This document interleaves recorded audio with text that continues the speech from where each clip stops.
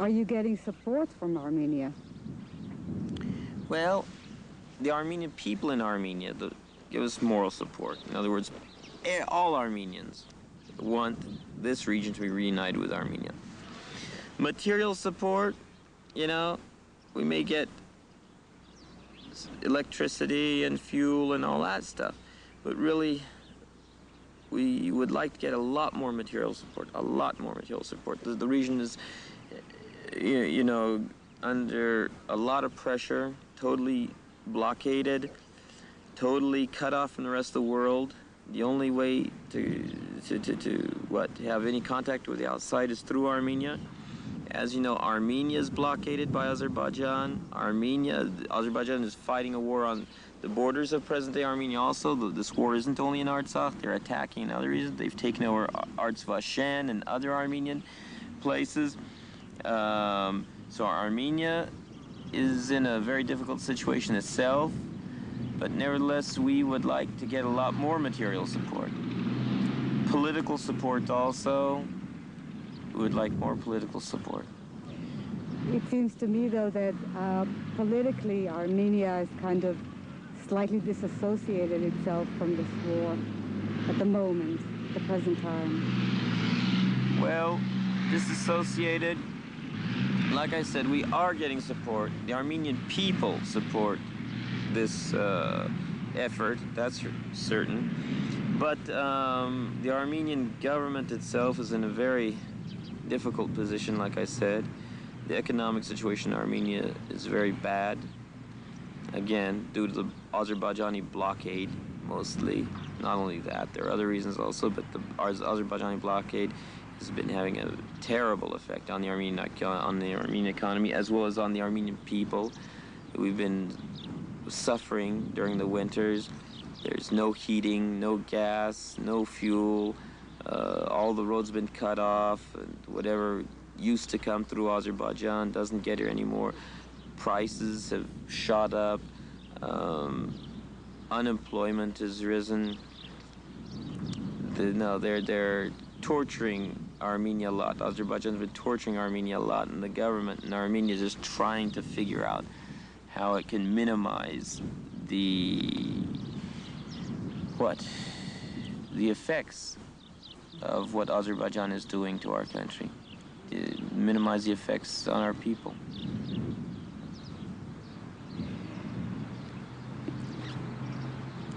How do you see solutions for this conflict? Well, solution to this conflict, theoretically, is very simple.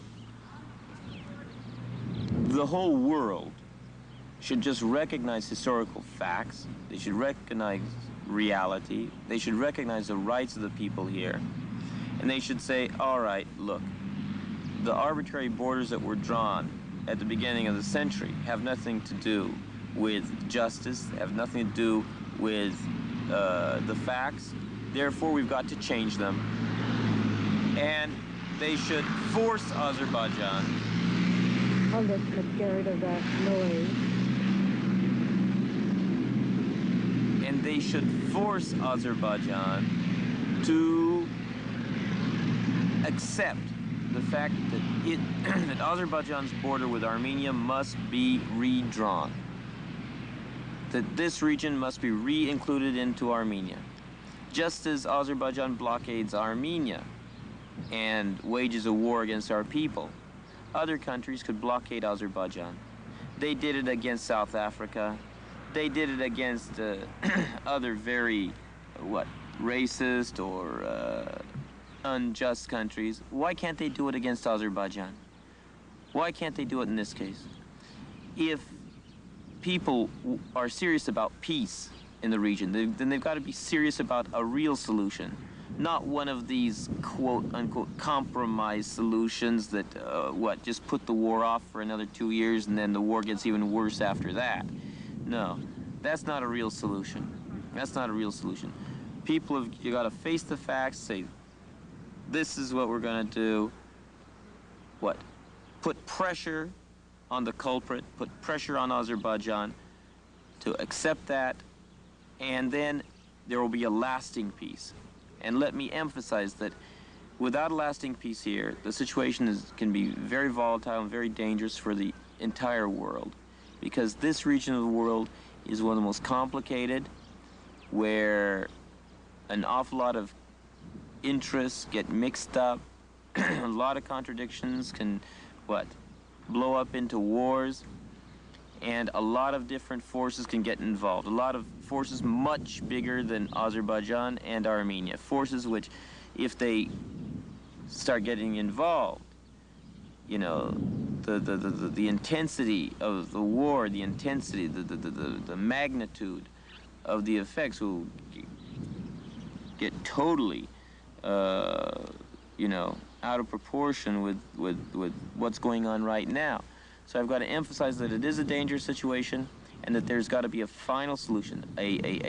People have got to just face the facts, even if that doesn't make Azerbaijan happy, and say, look, this is it.